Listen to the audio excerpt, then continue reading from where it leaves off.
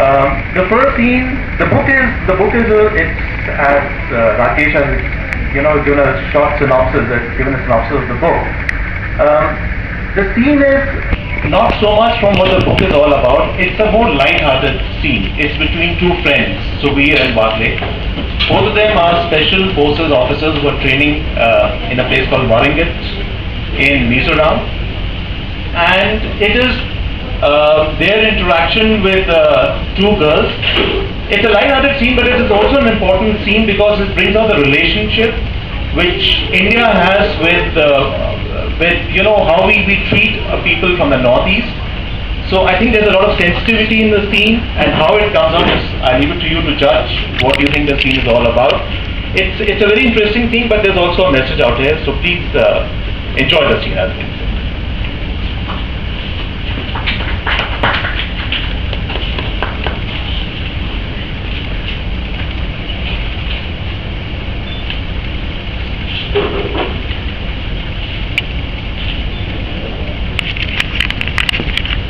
Hey, Subir, get up, man. Let's go to the village down below. That Mizo village? What for? Well, there was this church I saw when we cycled past. I just feel like they are going to pray. I know, Subir. You must be wondering why. Well, my dad was a Maharashtrian, but my mom, she was a Catholic. Probably that was what I was thinking about. I couldn't care less if you belong to some Aztec tribe from South America. In any case, I'm an atheist. Man, I'm not surprised, Subir. So here's the deal. You accompany me till the village, and by that bridge you could admire the fancy murals and candles in the church. Probably I'm best left out of such excursions, man. Come on! Get up, soldier! Your first break into civilizing society begins right now! March down! Barclay pulled Subir to his feet and marched him down to the village square. There was a dank and musty smell in the church. There was no sign of the fancy candles and murals as promised by Barclay. The interior was dimly lit, and the image of Christ could barely be seen. The arrangement beyond the altar was spartan and functional. It was late afternoon, and the pastor was probably enjoying a well-earned siesta. Barclay and Subir had the entire church to themselves.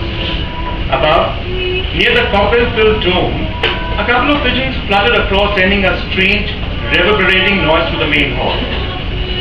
Barclay sat hunched on a wooden pew, deeply absorbed in the text he was quietly reading from the pages of a pocket-sized Bible.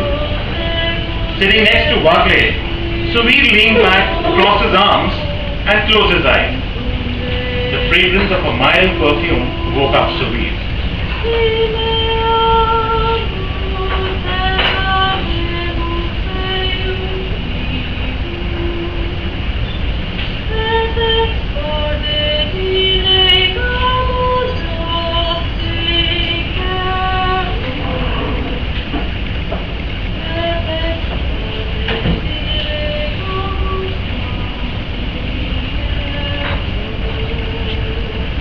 Subir, I need to meet this girl. Which one? Just follow me. Please forgive me, miss. There's something I need to tell you. I'm really sorry for this confusion, but you're the most beautiful girl I've ever seen in my life. You have taken my breath away. I'm an army man, and I'm training here at the camp at Parangi. I would like to know you and meet you more often. I get off only on Sundays, so if we can meet next Sunday at 11 o'clock, same place in the church. The girl's companion turned her face away and began to laugh. Her friend, deeply embarrassed, bent her head, her delicate features clouded by her blunt cut. Without saying a word, she turned and began walking away to the village square. Her companion, who was seized with a laughing fit, threw an arm around her back. In the falling light, Barclay called after her. Please, ma'am! This was no jest! I read each and every word of what I said! And I will wait for you here next Sunday at 11 o'clock. Barclay. What's that? She's gone. Stop that pantomime. I thought I was a screwed one. But you take the cake, man. I've never seen anything like this before. Wait till the ball, man. wait till the ball strikes you, man. Then I'll have the last one. We'll see. But in case you've forgotten, we have course left to complete. Subir, this is staying here. You should not leave this into our camp, right? And by the way, I meant each and every word of what I said. I think I'm in love. They came out of the church and wheeled away their cycles. A week later, after the brush with the two Mizo girls, Wagle smartly turned up in his Sunday best, called up Suvir to the veranda outside the sleeping quarters. Suvir was just about to insert a blade in his razor. Jesus, man! We have to meet those girls at 11 and you still haven't applied the ladder. You have an appointment, not me. Okay, I have an appointment, but I want you to accompany me. I want you to do this for me, Subir. Subir, please, Subir. I want you to accompany me, please. What do you want me to do, beg? Huh? Well, that's not a bad idea. But hell, Wagle, what do you need me for? To act out a supporting role? Like those sidekicks accompanying a hero in some B-grade Hindi film? Well, if truth be told, I had something like that in mind. Yeah, keep bringing money.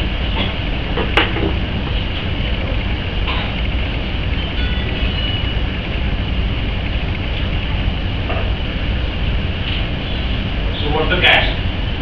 See, girls like if the accompanying friend is decent and silent kind, then the entire package becomes much more acceptable.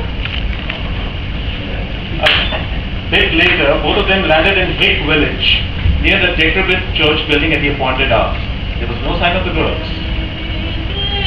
Grace, how sweet the sound that saved a wretch like me.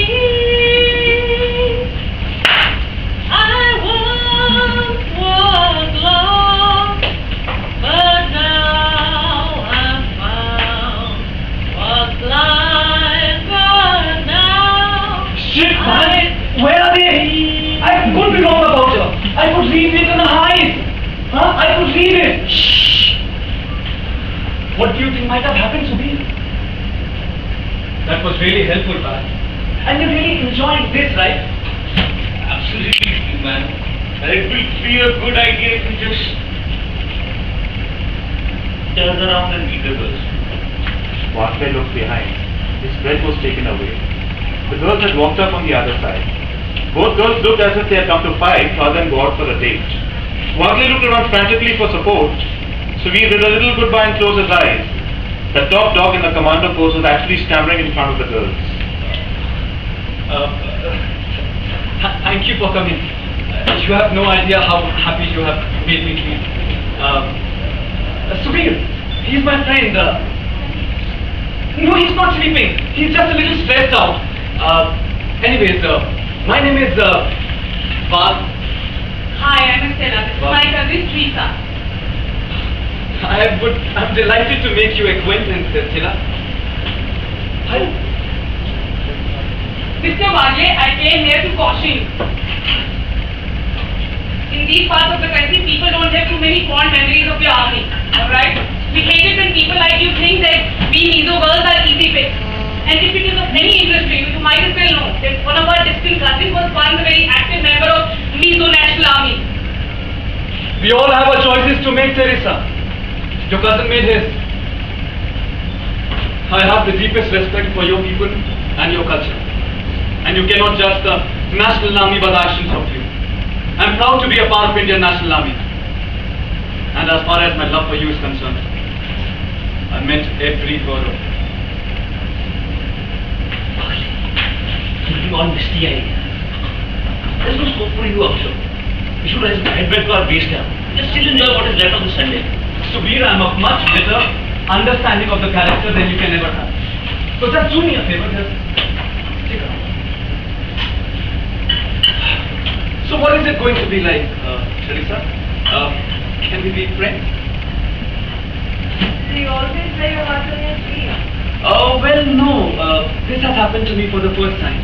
And I'm loving the experience. And I do not regret it. Okay, so what do you have in mind?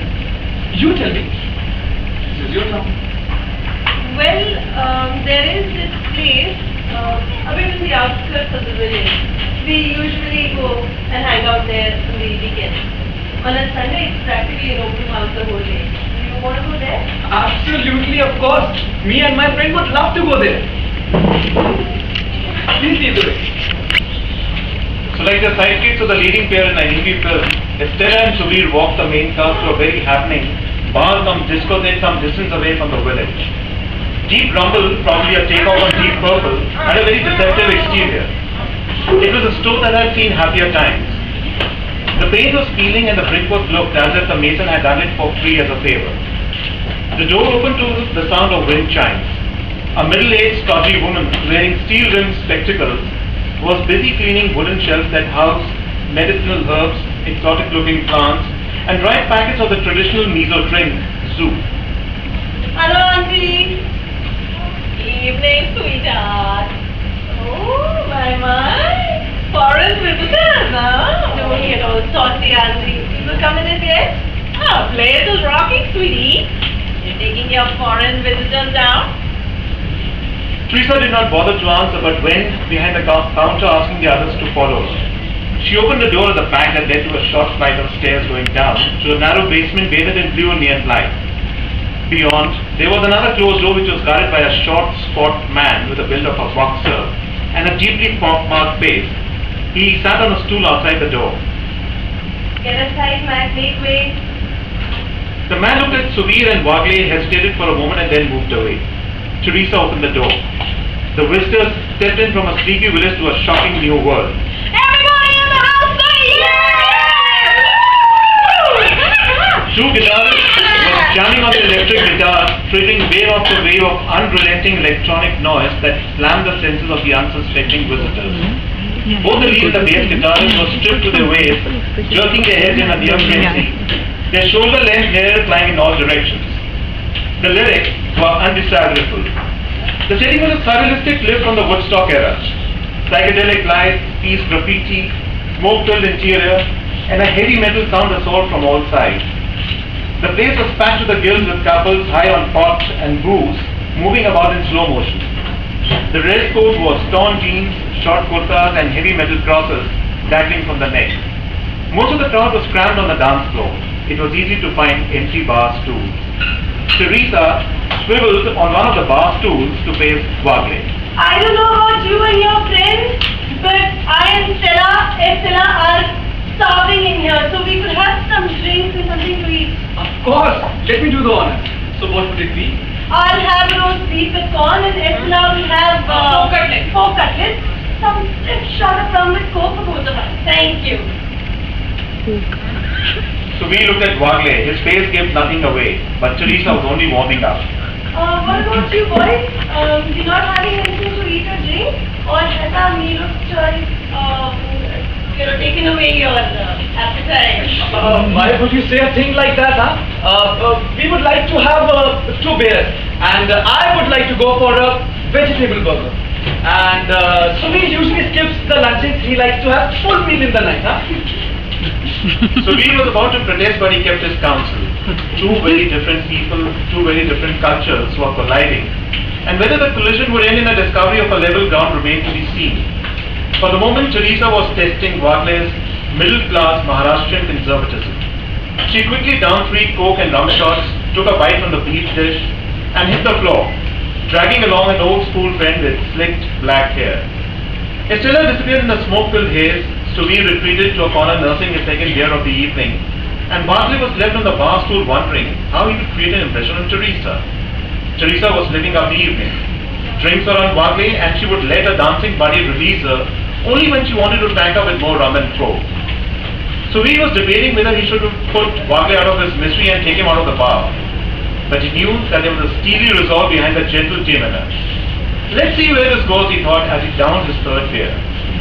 Wagle was still nursing his first, his eyes glued to Teresa.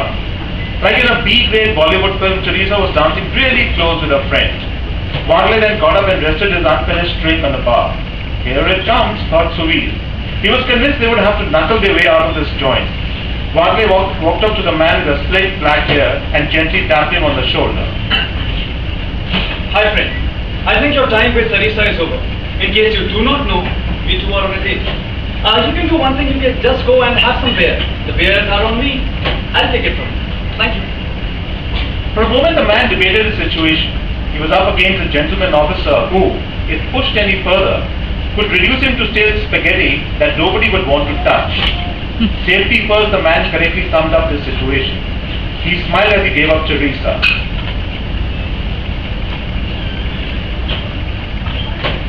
Sorry for hustling you up. You want to have a choice? Absolutely not.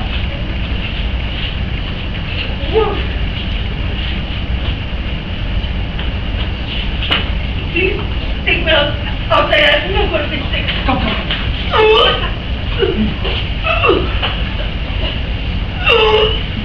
Take out everything.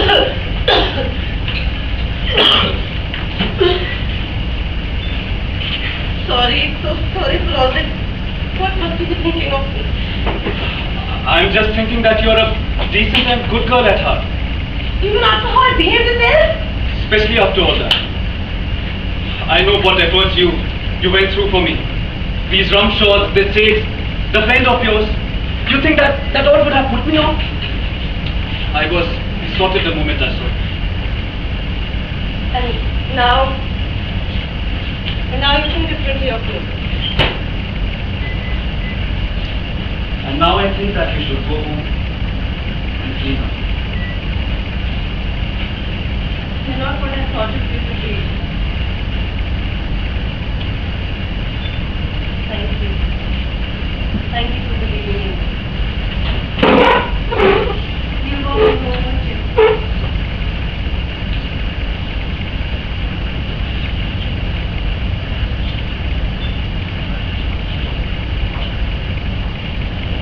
Okay, that was the first scene.